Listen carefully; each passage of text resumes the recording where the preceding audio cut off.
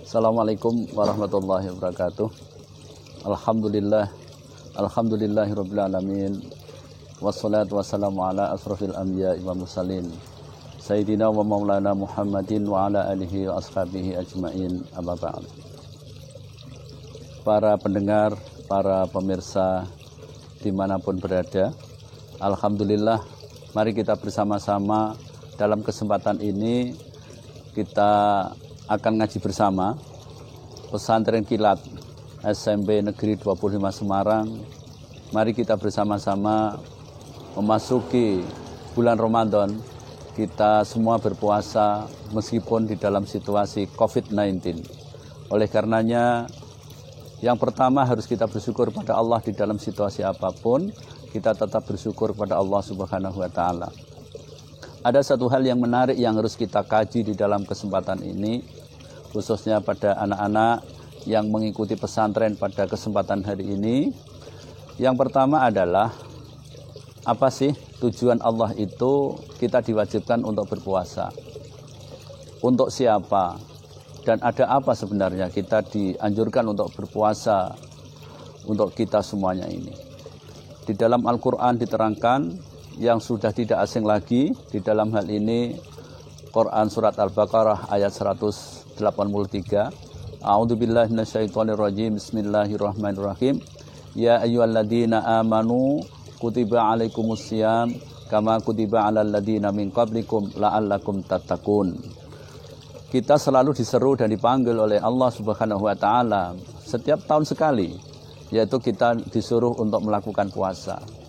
Siapa yang harus kita dipanggil ini? Yang pertama adalah orang Islam yang khusus beriman. Banyak orang Islam pertanyaannya adalah, mengapa banyak orang Islam pun juga tidak melakukan puasa? Maka yang diseru oleh Allah Subhanahu wa Ta'ala adalah orang-orang yang beriman. Kalau tidak didasari puasa itu dengan iman, maka orang itu akan melakukan, pasti akan merasa berat.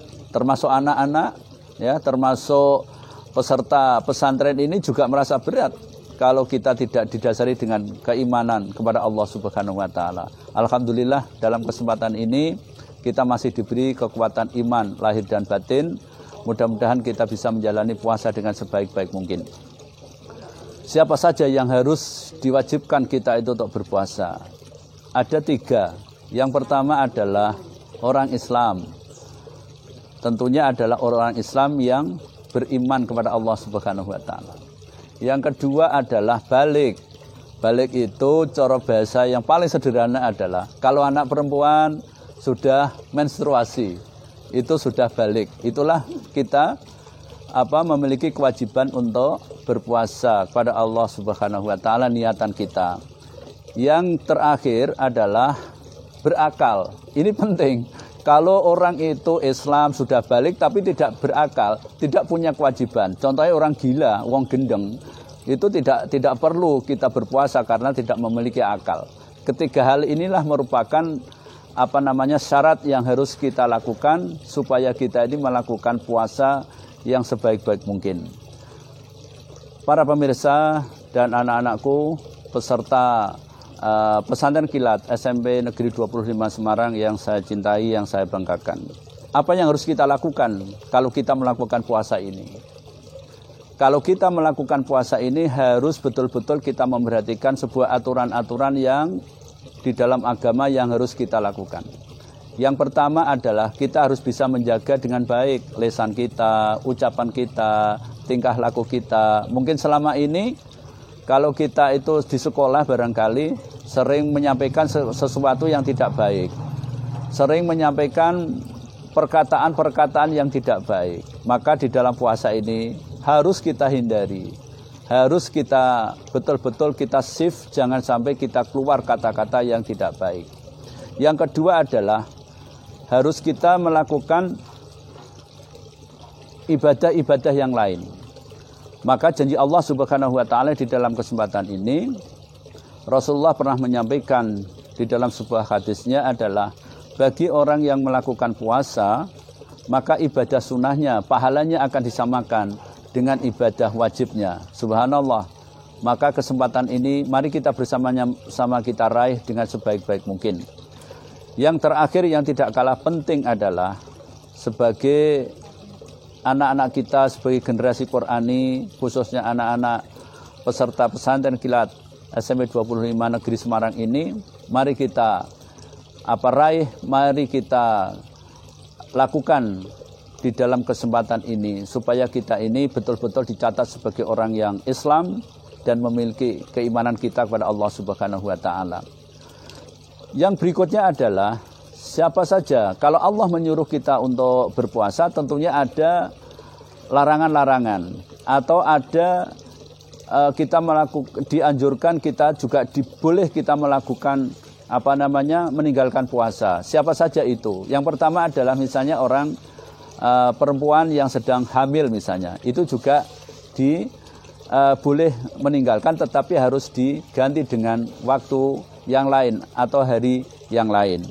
Yang kedua adalah orang tua yang sudah cukup usia, ini betul-betul tidak mampu untuk melakukan puasa, itu juga boleh kita meninggalkan puasanya, tapi harus membayar fidyah. Fidyah itu artinya coro bahasa yang paling gampang diterima itu adalah tebusan. Sehingga kalau orang tua tidak mampu, tidak melakukan puasa tidak kuat karena dengan uzurnya, maka kita harus membayar fidyah. Berapa itu fidyahnya? Yaitu 3/4 perharinya kita melakukan ini. Boleh enggak kita melakukan hidangan secara matang, misalnya sudah termasak, boleh juga. Ya, boleh juga. Fleksibel saja. Yang penting adalah makan kita harus kita ukur. Misalnya kita sehari makannya adalah 3 kali, ya 3 kali. 3 kalinya misalnya 10.000 per kali makan, maka juga kita dikalikan 3, yaitu 30 hari sehari. Dihitung kita meninggalnya berapa itu. Yang terakhir yang tidak kalah penting.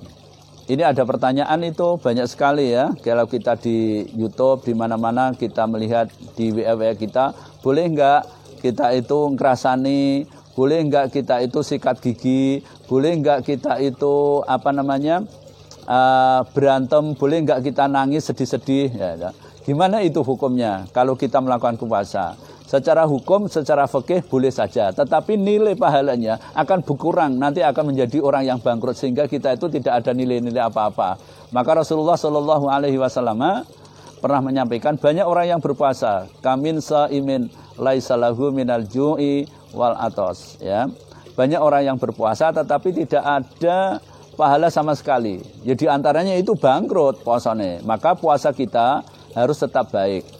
Bahkan puasanya orang tidur pun itu memiliki pahala loh. Tetapi tidak boleh kalau turu melulu ya. Mulai pagi sampai sore melulu tidur terus. Bahkan kita meninggalkan kewajiban sholat ditinggalkan. Nah itu malah nggak dibenarkan di dalam agama. Maka mari kita raih di dalam bulan Ramadan ini nilai-nilai yang terkandung di dalam bulan Ramadan. Mari kita lakukan dengan sebaik-baik mungkin. Yaitu tadarus semampunya ya.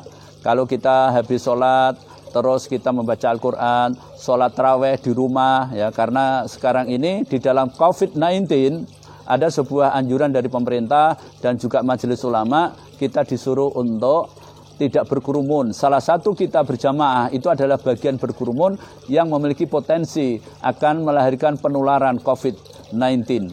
Ini harus kita betul-betul kita perhatikan. Para hadirin, para pemirsa, khususnya peserta pesantren, siswa SMP Negeri 25 ini, mari kita bersama-sama, mudah-mudahan puasa kita ini mendapat ridha dari Allah Subhanahu wa taala dan kita akan menjadi orang yang fitri, orang yang suci, sehingga kita melakukan ini betul-betul ada barokah untuk kita semuanya. Amin ya rabbal alamin. Oleh karenanya, mari kita bersama-sama sekali lagi untuk merenung muhasabah apa yang harus kita lakukan. Sebelum kita tutup, ada sebuah pertanyaan yang harus dikerjakan oleh anak-anak. Yang pertama adalah tuliskan ayat beserta artinya atau terjemahannya. Allah memerintahkan puasa, yaitu Quran surat Al-Baqarah ayat 183. Yang kedua adalah hal-hal apa saja yang bisa membatalkan puasa, sebutkan. Ini yang harus perhatikan oleh peserta pesantren ini. Yang terakhir, pahala apa saja yang harus kita lakukan di dalam puasa sunnah ini yang diukur oleh Allah Subhanahu wa taala akan disamakan dengan ibadah wajib. Ini harus 3 hal ini harus diperhatikan oleh anak-anak dan nanti harus dikumpulkan, ditulis dengan rapi yang baik dan dikirim nanti melalui WA oleh guru agama, Bu Nur atau siapa ya. Nanti harus disampaikan dengan sebaik-baik mungkin. Terima kasih, kurang lebihnya mohon maaf. Akhirul kalam, assalamualaikum warahmatullahi wabarakatuh.